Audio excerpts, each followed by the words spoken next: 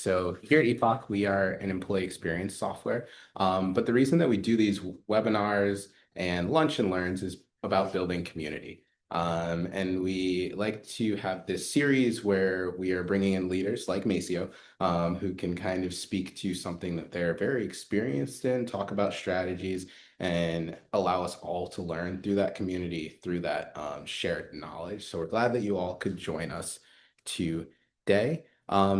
We, as I said, Epoch, we work with a number of companies that we're happy to work with on things like all hands, happy hours, ERG trainings, and other ERG plannings. And we love to be able to build this community, one, because we would love for you all to be customers for those of you who aren't customers, but also we understand that this employee experience, this workplace, this employee resource group, no matter what the actual title is internally, it matters for how companies operate and how companies continue to show that their employees are important.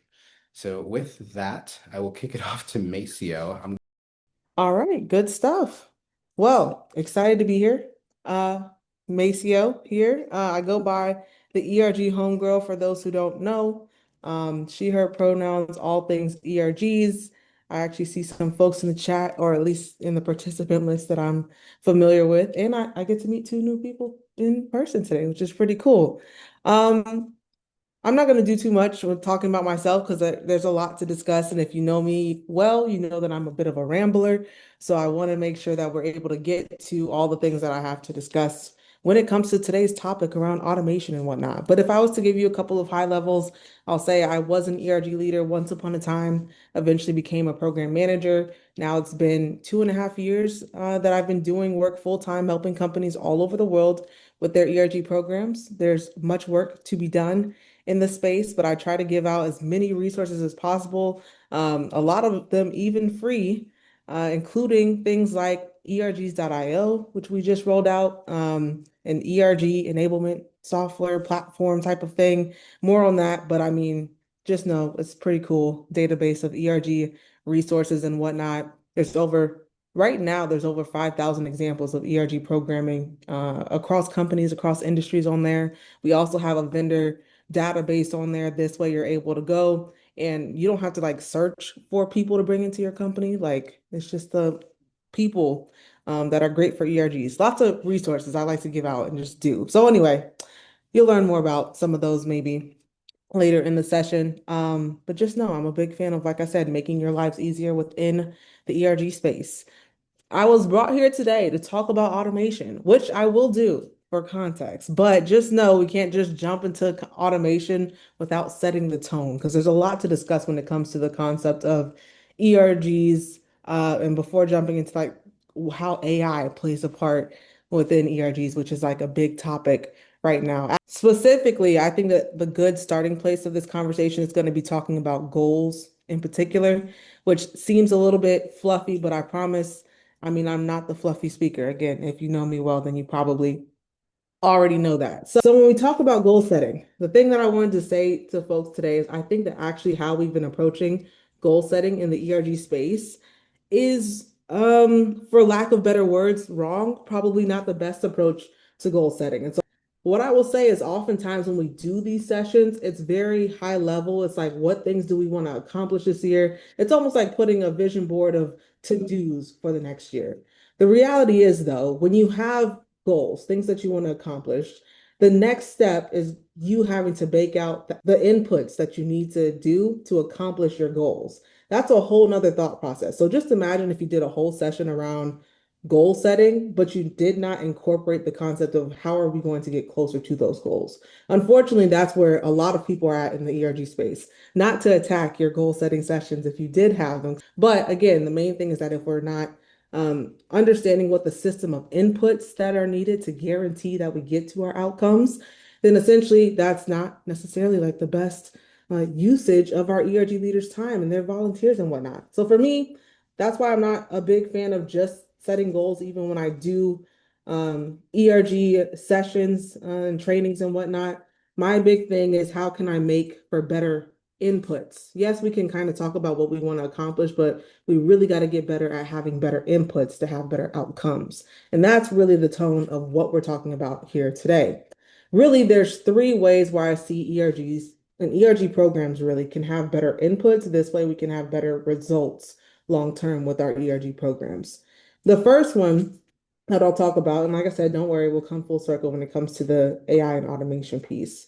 But the first one that I'll talk about is when it comes to literal goal setting, which we kind of just talked about a little bit. There's a number of goals that we probably had for ERG leaders or even for ourselves. Maybe with our teams, we might have had something like, hey, this year we want to globalize the ERG program, or we want to make sure that our ERG rosters are filled and whatnot. But what I've learned just in general is that, again, going back to inputs, that's really what's going to determine if we hit those overall big overarching things that we want to accomplish. So what are some better inputs that we can do as program managers, as people over an ERG program to make sure that ERGs are set up for success? The basic things to note when it comes to better inputs would be the three P's of ERGs. I talk about these all the time. I'm a big fan of them. I believe that ERG programs should run like businesses. That's something I always say. So this is a framework I get from the business world. The three P's of business is people, process, product. Three P's of ERGs, I just kind of shifted that a little bit. So it's purpose, process, programming, but more or less the same thing. Purpose, understanding why the program exists, essentially. What's in scope? What's out of scope? All of those things, defining those are things that people hesitate to do.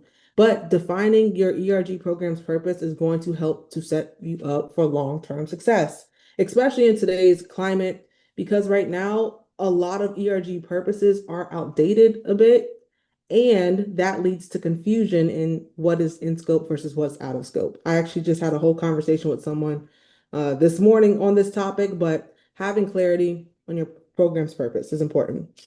Thing two is processes. That's around not just the handbook, which we'll discuss in a bit, having a good, clear, comprehensive handbook for your ERG leaders, but really it's around everything in enabling your ERG leaders to do the work.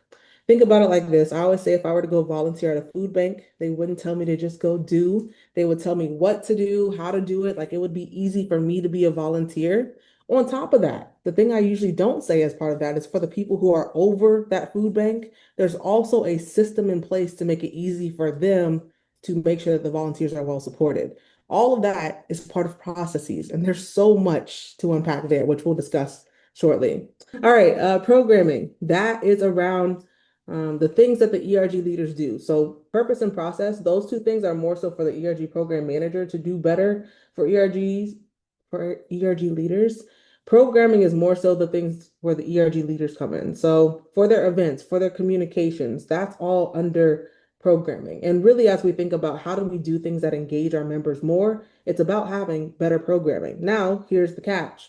Oftentimes, it's assumed that because ERG leaders identify with or just care closely about a community, that they're going to be good when it comes to programming. But the reality is, programming and doing good events and whatnot, that's community facilitation. So that's a skill that needs to be imparted into ERG leaders.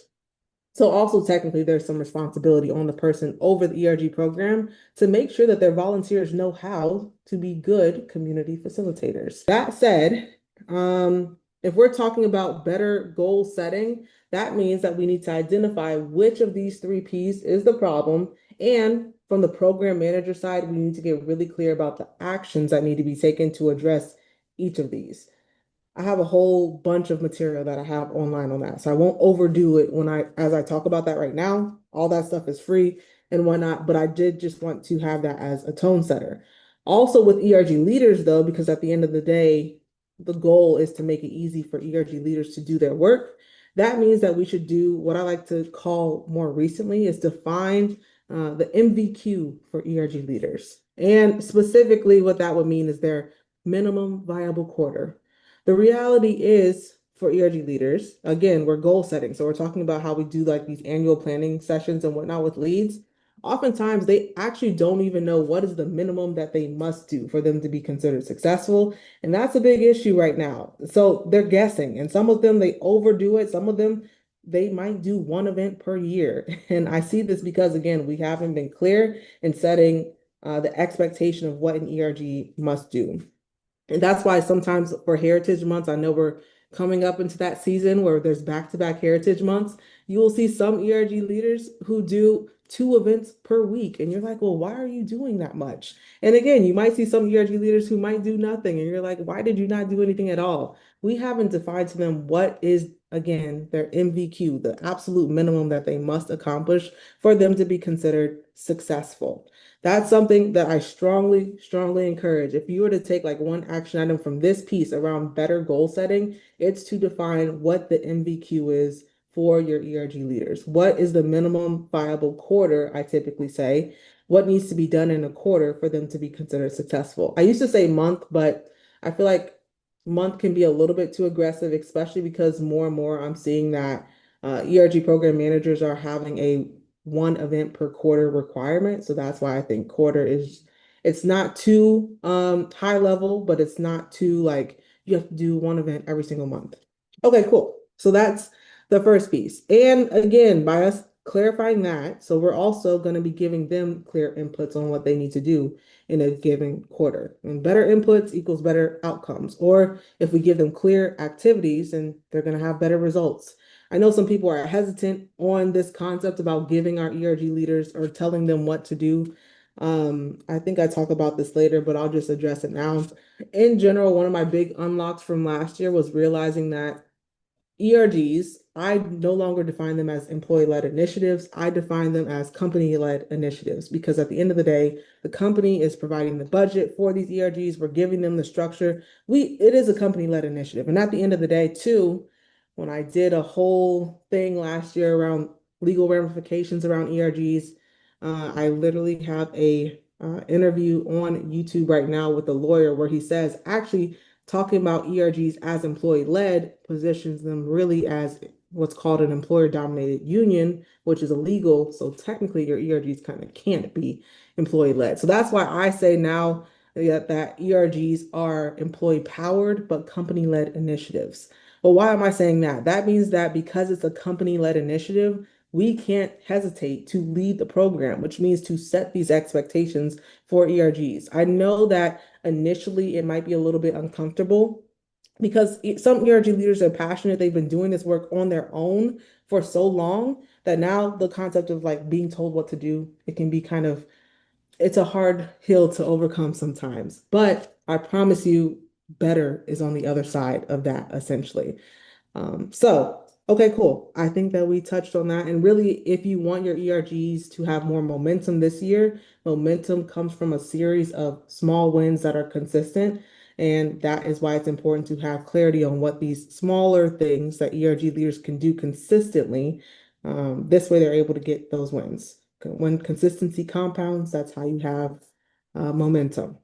Okay. Okay, so the question that is in the Q&A is if it's company led, are ERG leaders being compensated? Which is an interesting question. I won't do my whole ramble on this, but I'll give the abbreviated version. Compensation to me is a form of recognition for work, which I do think is valid. I think ERG leaders should be recognized as volunteers for doing volunteer work.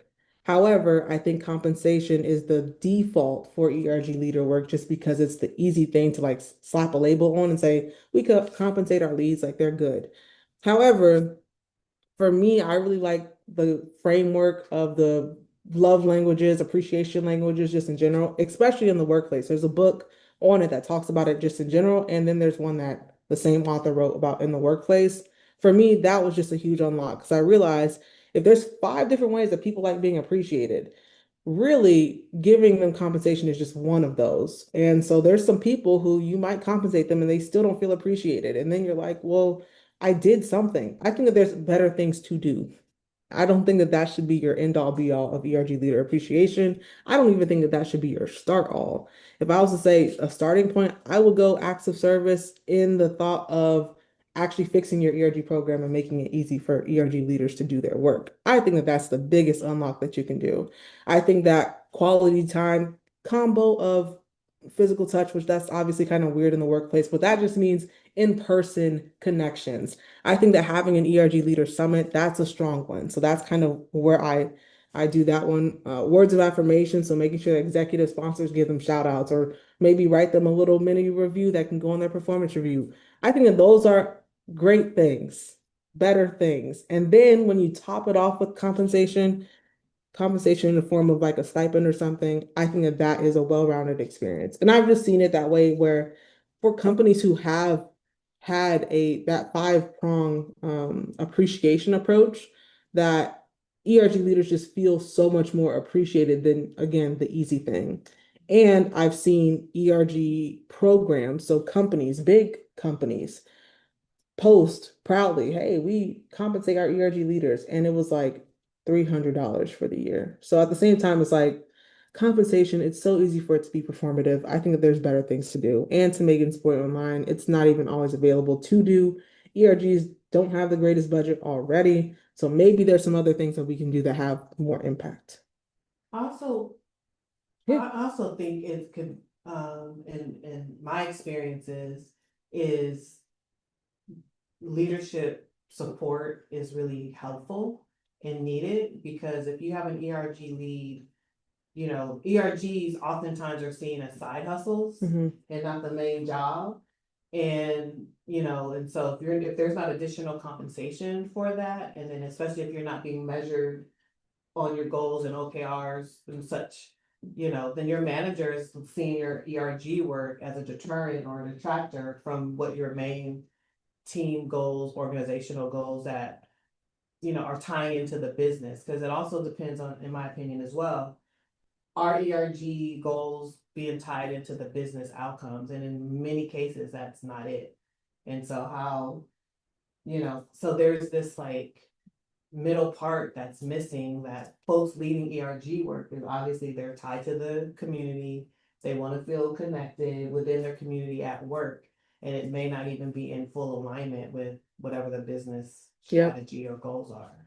Which is why I'll say having data for your ERG leads, that's also a powerful form of appreciation, because this way now they can tie the work that they're doing to a real result, a metric result, which a lot of ERG leaders they don't have. They can't say, hey, we increased engagement by 35% this year because we did these strategic things. And also, when you have that type of strategic statement, that's really good on your performance review versus we held 5 events. So there's just so many things, such an opportunity to really recognize ERG leaders.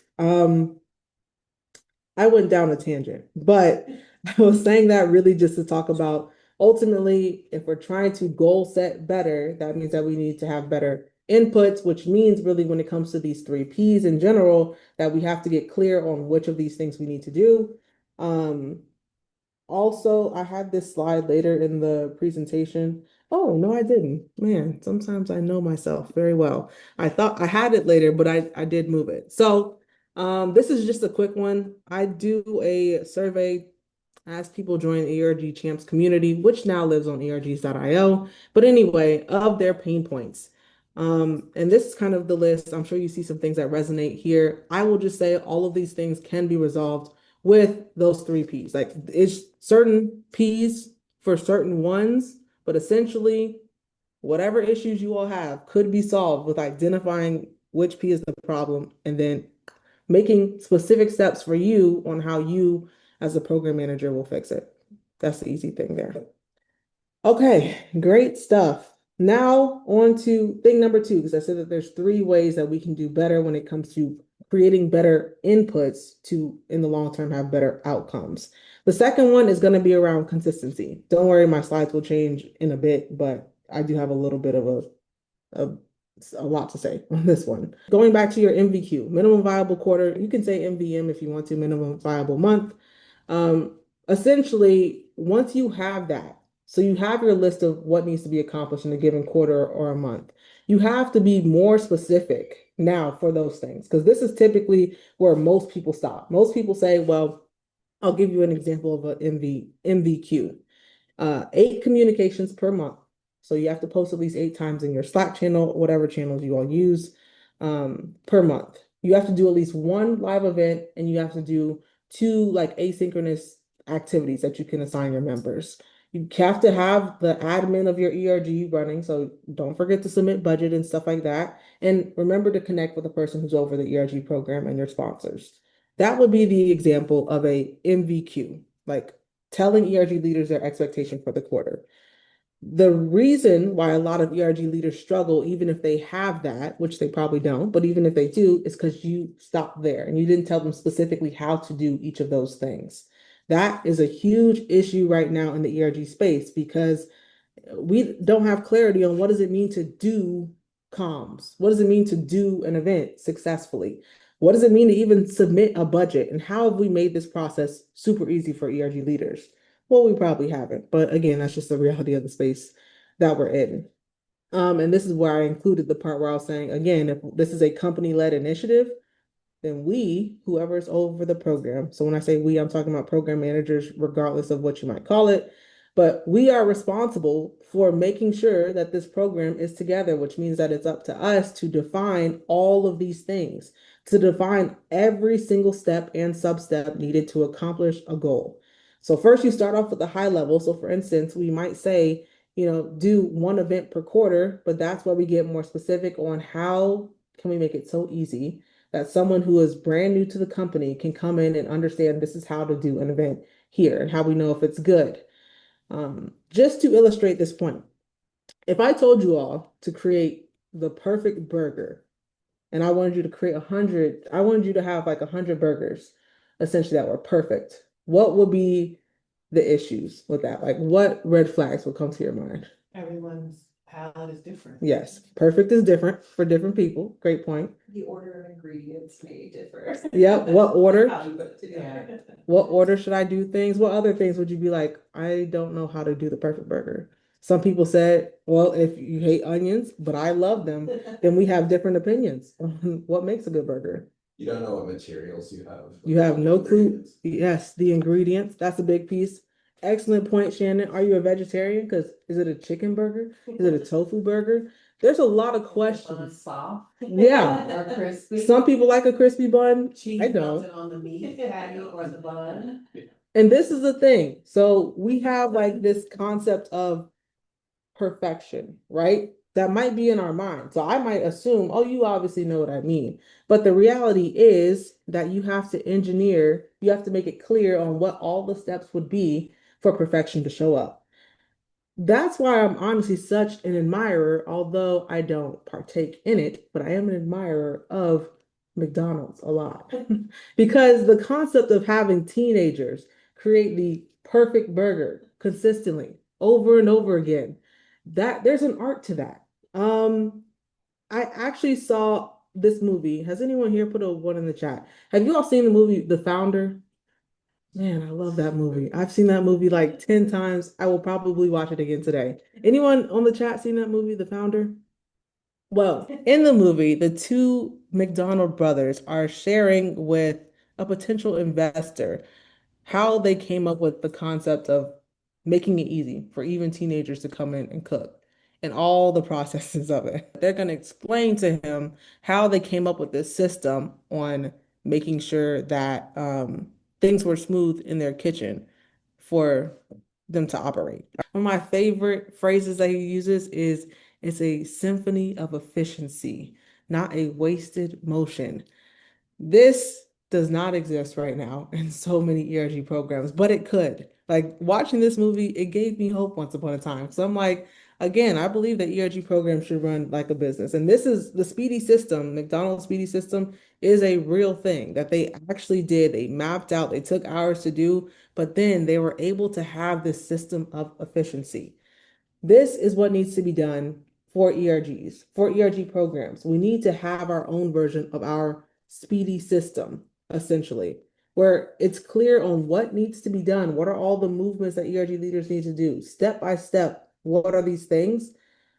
This way, we have program efficiency, which means that we again need to improve the operations of our ERG program. Really, I like this phrase that I wrote down. Consistency is determined by the efficiency of your system, not by the quality of your volunteers, which right now, a lot of times, ERG program managers say, like, we just don't have the right people in place. We need more senior people in our ERGs. That's not the problem. It's just because we don't have the operations down. That is currently the issue. And I've been saying this for like the past couple of years, but I still haven't seen it done, to be honest with you. And I get it because we don't have who has the time, to sit down and bake things out. Well, good news is I've kind of figured out. I've kind of figured it out when it comes to the speedy system and what is required from an ERG leader in order to have that consistency. And believe it or not, there are some nuances across companies. So like company size, what software you use, all the things, but every ERG needs the same things on a consistent cadence for them to be successful. I'll leave you on a cliffhanger on that. I won't tell you what those things are, but just know I figured them out because we have to get to our third thing here. I mentioned this, I think last year in the Epoch webinar that I did, but I gave this illustration essentially of a orchestra. I just think that it just helps to bring this point home that I'm going to say. In an orchestra, right, there's multiple things that happen. You have to have your musicians, that would be like your ERG leaders. You have like your music, obviously, that's the programming that they do. The audience would be the members of the ERGs. The conductor, that would be you, the ERG program manager, whomever is over the ERG program. But there's so much more in order to have a strong orchestra. Really, the thing that a lot of people don't think about because it's intentionally behind the scenes would be like the stagehands, the people who get things moving, who, shift the curtains and the lights and adjust the sound, all the things. Well, the reality is, yes, again, you are the conductor as the program manager of your ERG program. But if you don't have an operating system that makes sure that ERG leaders are being held accountable consistently, that the background things are moving, then you are also the stagehands of your ERG program. And that is exhausting. That is the thing that burns out so many ERG program managers is how do we chase the ERG leaders to get them to do the things we want them to do while simultaneously trying to play like this coach role and understanding that they still need a lot of help in the execution. Again, we're getting into that time period where there's back-to-back heritage months. Every program manager knows that is exhausting, essentially, February through the end of June. You get like 2 months break, and then you also have more heritage months to do. So that's why it's important to have a strong operating system, because at the end of the day, the program manager, believe it or not, being the operating system, because if you don't have one, that means that it's you. Well, that is what is killing ERG efficiency right now. This is kind of a downer of a conversation, but sorry, I like to keep it real, but hopefully you're taking some things away from it. So 5 components of an operating system. This is the speed version. 1, you have to have clear standards. Those are the processes that I'm talking about. So again, baking out every single step to every single thing that an ERG would need to do. Nowadays, there are tools to help you to do this. I'm not going to say that those are all great tools. Like even if you were to use AI to build your handbook, I just did this recently as an experiment. It was a disaster. But I will say it might just help if you were to take a day just to bake out everything that needs to be done for ERGs in their MVQ. It will save you so much time later. Structure, this is around your governance. So making sure that ERG leaders have consistent roles on their ERG teams and whatnot. Again, if you just saw the speedy system that was created, it was done via design and a lot of thinking time and whatnot.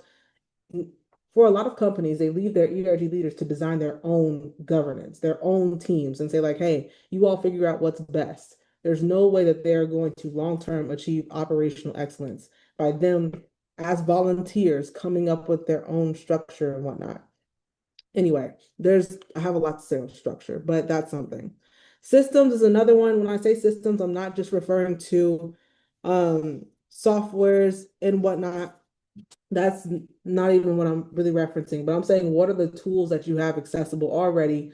Maybe for instance, like even with like Slack, there's so much that you can do with Slack to increase the operational efficiency of your ERG program. So actually take into account, or maybe I should say like taking inventory of the systems that you have access to already and then seeing where the gaps are based on, again, that MVQ. Resources. Oh, what was I trying to say here with what's possible? Oh, duh, with your system, some examples of what some of those systems might be. Maybe you might have access to Zapier. A lot of ERG program managers have never touched that, which is concerning because Zapier is a really good automation tool, but it's kind of techy, so I get it. Google Apps Script is terrifying. Don't do it if you don't have to, but it does exist. Power Automate, same exact concept, but these are all automation tools essentially, but Power Automate and Google Apps Script are scary, not worth it in my opinion. Notion though, I do love Notion as an operating system. And I'm not going too much into operating systems, but again, think of that as the stagehands of your program. Notion, I've seen it done really well, and Slack, I've seen it done really well because I've built them both within both. So I'll say it is possible. So making sure that you maximize the tools that you already have.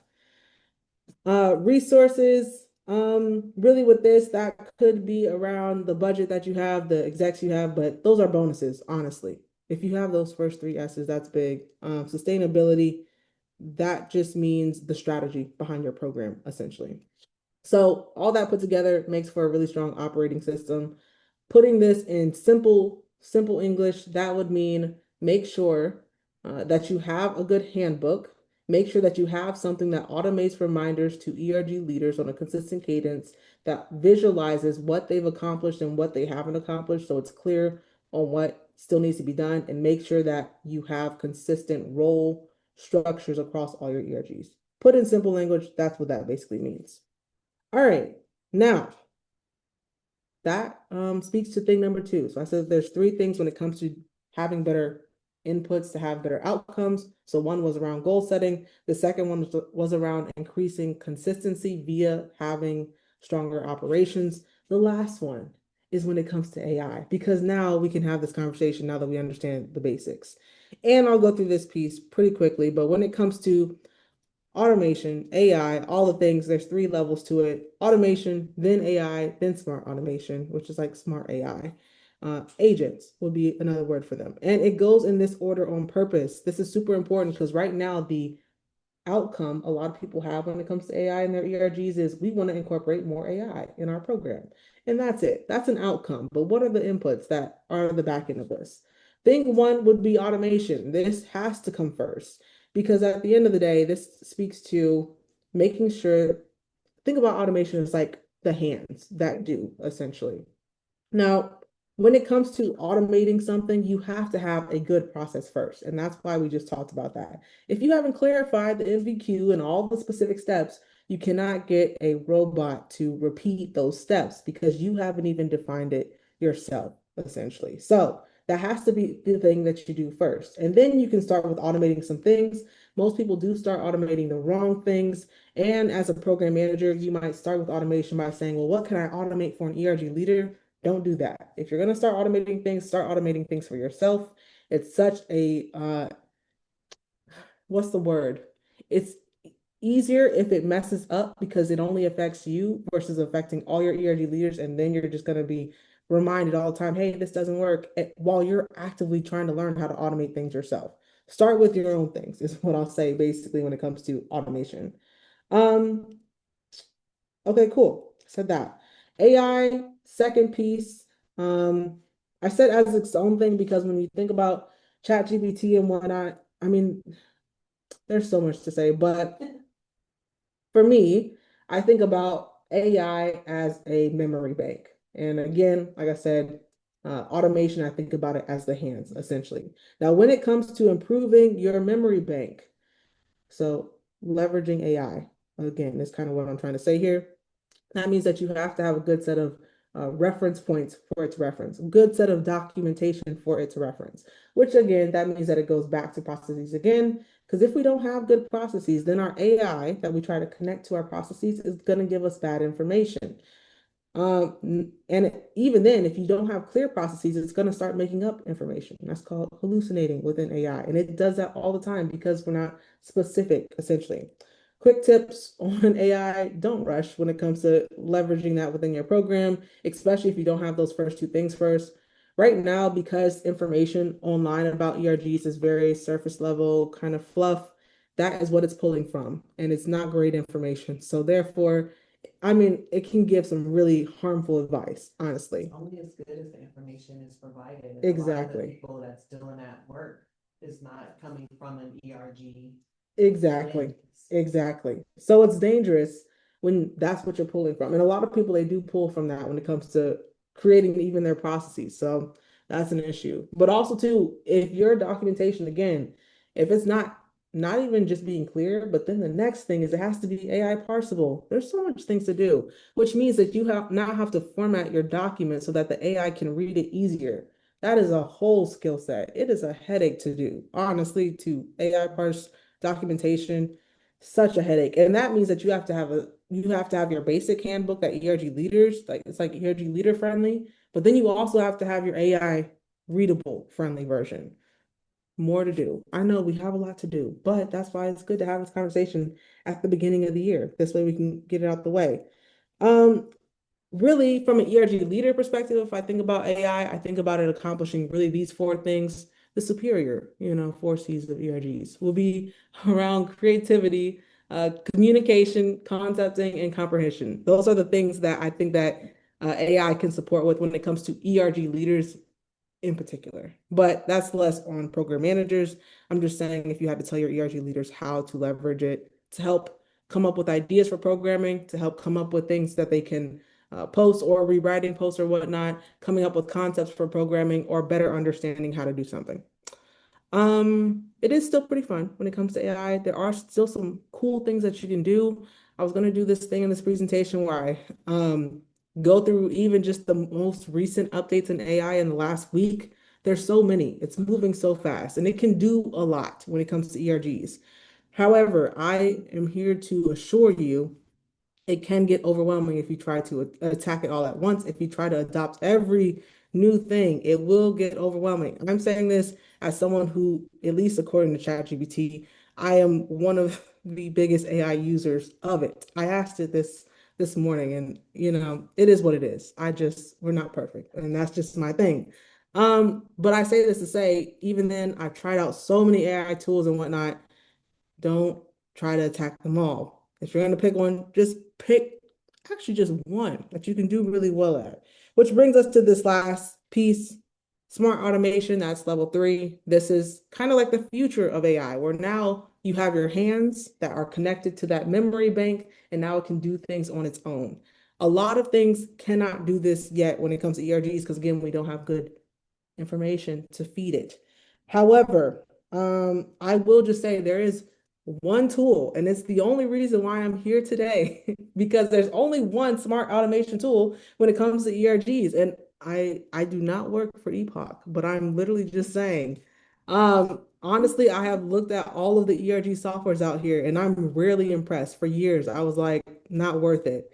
This is the only tool that literally does stuff for your ERGs, where it can literally create event descriptions for them, put it on the calendar, automatically create the post-event survey, send it out to them. Like it actually does things, not just, regurgitate information, not just automate bad processes that we don't already have, but it actually does things for them.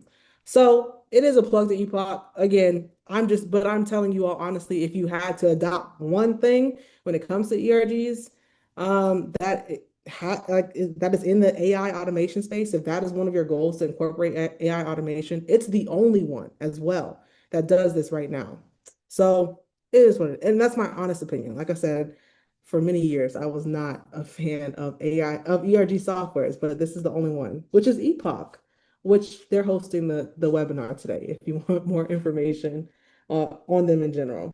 If in the meantime, if you're just like, well, I just need a starting point, like how do I set our ERGs up for success, even just to prepare, because at the end of the day, too, Epoch, they do connect to your documentation, which is great because that means that they're able to customize what responses it gives and like how it does stuff.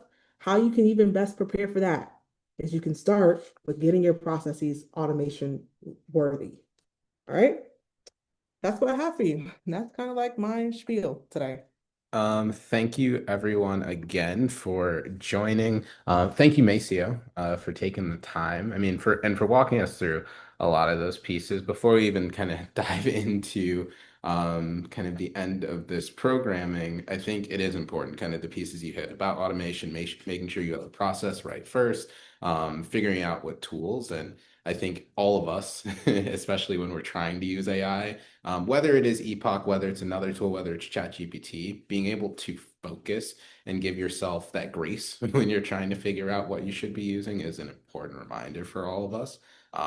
Because when we're working in these spaces, sometimes we can get forgotten when it comes to some of the business purposes of using AI, but it is so important, especially because of the resources that are available to us, that we do figure out how we can continue to get smarter. So thank you for laying that out for us. Of course, I appreciate that Maceo kind of gave the plug, and Shade as well. Thank you from Reddit for talking about this. I will quickly talk about Agent Epoch, but also just kind of our thoughts about AI adoption. Don't worry, this will be 3 slides. We will get through this quickly. But this very much aligns with what Maceo was talking about. We believe that there are a couple of different spaces where you can be with your level of AI adoption. Maybe you can look through this and kind of see where you believe you are. We think there's a place where we can help today, and then we also see a future state in terms of kind of creating these agents today that help operationalize a lot of the things that you have to do as you're running your employee engagement and workplace programs.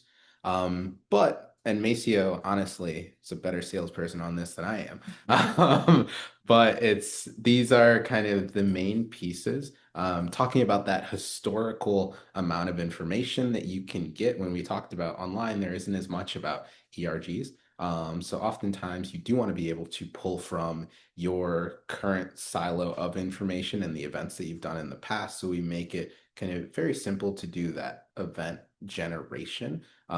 So pulling from the past context of what has worked and from the surveys that you've put on, from the events and from different policies that you have in place to quickly spin up events. But then on the back end, we also do really like to think about that ROI piece. Return on investment, definitely a buzzword. But when we think about our teams, when it's those ERG teams, when it's those people teams, those workplace teams, being able to actually go into the data and report back to whoever you're reporting to, whether that is the company, whether that is kind of your individual manager, or even for the chief people officer to be able to report to the board.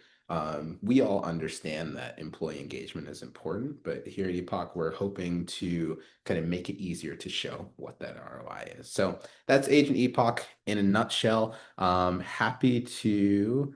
Oh, we have a question. I was just answering Okay. someone's Okay, sounds good. But yeah, so happy to kind of connect and share more about Agent Epoch here. But quickly, wanted to share a few things. As we said at the top, we do love to try to get people together virtually and in person when we can. One of these dates in Phoenix, we may be shifting that a little bit, but we're going to be in Phoenix, Denver, LA, and San Diego at the start of this kind of first quarter of the year. And then we also have Epoch Connect. Yes, slides will be made available. We'll also share the join Slack link to the ERG Champs channel. There will be a blog. This video itself will be made available on YouTube. So we will follow up with all of that for you all, just to make sure that you can go back and look at the tidbits that Maceo shared. But just back to some of these pieces, we'll be on the road. We're excited to host our largest conference, Epoch Connect. It's a 2-day conference where we bring together a lot of really great people to be able to just explore and talk about the things that are important to them around employee experience. Maceo has presented many times at many of our conferences. We are very thankful for that. But we like to bring a lot of different leaders who have expertise in a lot of different areas, but also continue to build that community and continue to give us reasons to have touch points and continue to learn from each other.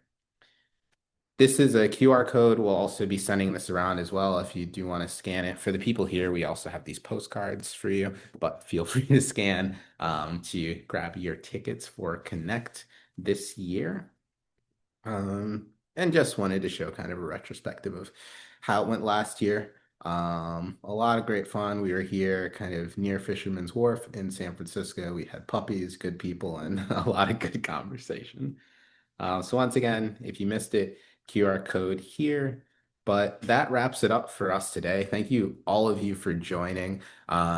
These webinars and kind of the in-person lunch and learns wouldn't happen without you all taking the time and wanting to be kind of a part of the learning and the community. So reach out as you need pieces. I will have a bunch of follow-up later to make sure you all have all this information. But Maceo, thank you again. I'm going to go on mute if there's anything else you want to share, but thank you everyone for joining on the webinar and in person. Nothing really for me. Check out ergs.io. It's free. And that's kind of like my gift to the space.